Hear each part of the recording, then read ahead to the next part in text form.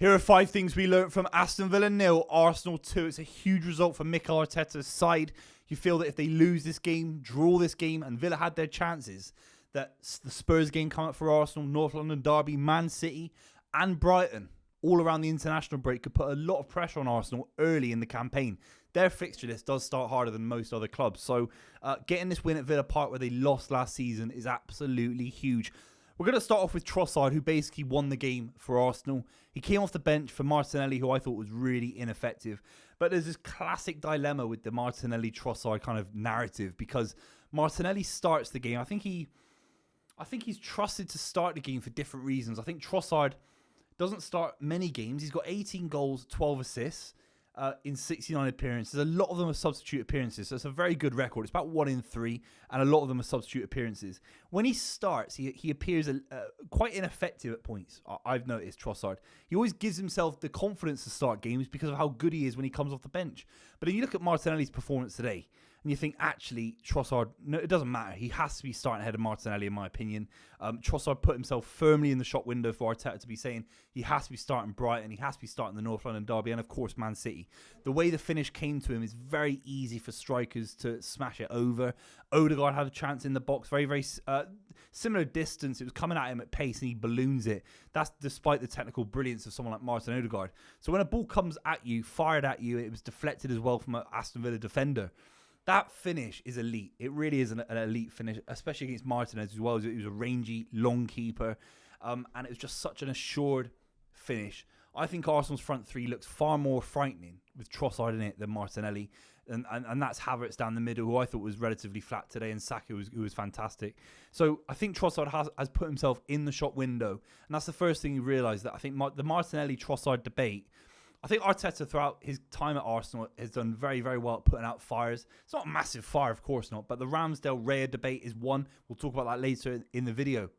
But this Trossard-Martinelli thing, I think he has to find a solution, because Martinelli's not really being effective, and Trossard isn't going to be able to blossom into the player that he wants to be if he's coming off the bench. I think this is a solution that Arteta will have to come to, because I think Trossard's just too good to ignore.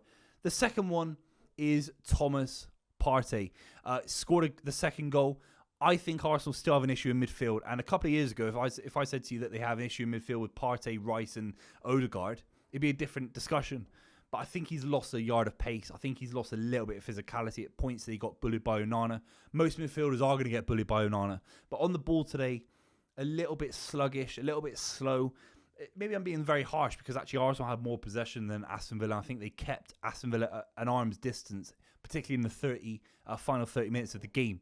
But Thomas Partey, I think, is now more of a squad player. I think he's more sort of a player that, in a similar way, Jorginho comes on to shore things up a little bit. I think he'll be used in that position. I think someone like Moreno, I've talked about him enough on this channel, I think he'll be starting a lot more football matches with Declan Rice pushed back a little bit. That's how I see it. I think that adds a little bit more energy, a little bit more dynamism, and I think today Thomas Partey showed me a little bit why maybe at points last season, even when he was fit, he wasn't quite trusted for Mikel Arteta. So that's just the second thing I'm going to say. I think maybe Thomas Partey starting all of these kind of big games, particularly away from home for Arsenal in the Premier League.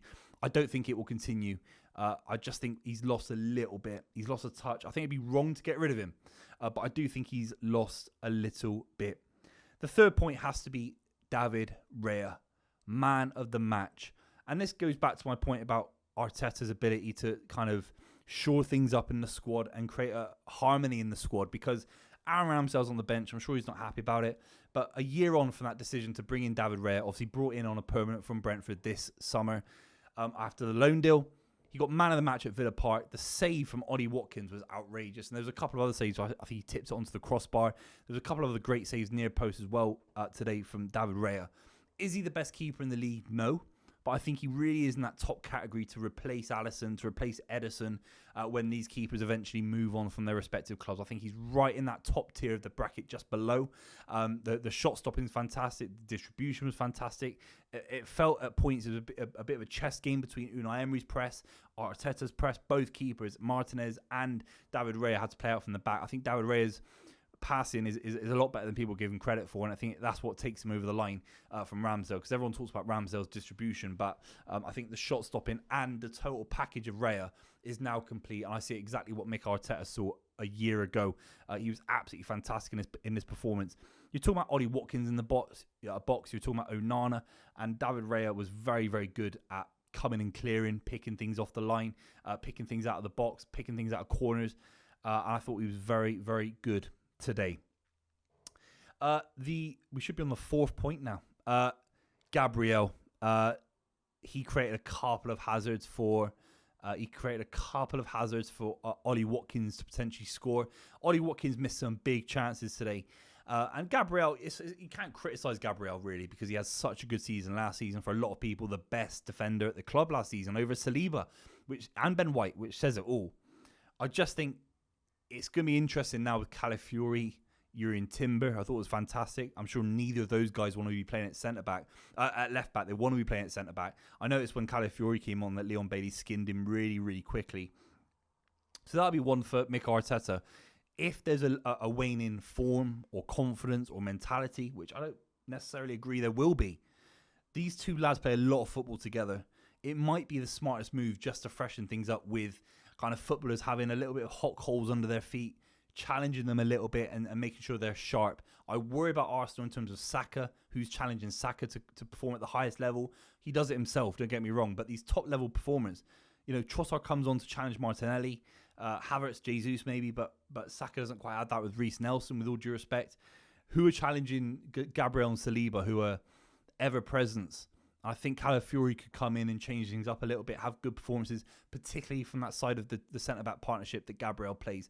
So that's the second point I would note, that Gabriel, a little bit slippery at points today, made a couple of mistakes, not massive ones. They won the game and kept another clean sheet. It's a very, very impressive clean sheet. I mean, a 2-1 win is fantastic, 3-2, but 2-0 is absolutely superb. Gabriel was a part of that, but I think he's still got a mistake in him. I think Arteta has to be a little bit wary of it.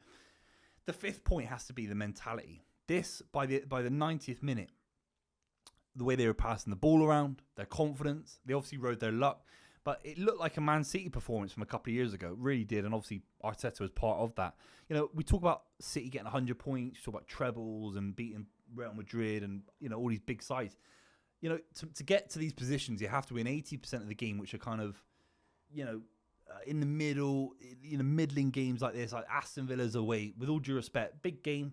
It's a game that Arsenal lost last season. But to get to the position to win league titles, to get to the position to winning cups, you have to go away from home and just win against Aston Villa. It's not easy, but if you want 90 plus points to win the Premier League title, which Arsenal, currently perfect, they're doing very, very well, you have to start as early as August at Villa Park away to get your mentality right to do it. And I think Arsenal have shown today a level of mentality that waned a little bit at the back end of last season. It's a beautiful fixture to have early in this campaign, of course, and the mentality question will be brought up a little bit closer to May for obvious reasons. But you look and you think, I know Aston Villa had those chances, but Arsenal rode the luck a little bit. They were assured, they weren't too gung-ho about it. They knew they'd get their chances and they took them very, very well. So the mentality side of things for Arsenal, I'd be very, very impressed with if I was Mikel Arteta. This side just keep going up in kind of their own belief, their own confidence, the way they celebrated the win. It meant a lot to Arsenal. It was a big result. And those are the 5 things that we learned from Arsenal beating Aston Villa. Let me know what you think in the comments down below. Thank you very much for watching. I'll see you very, very soon.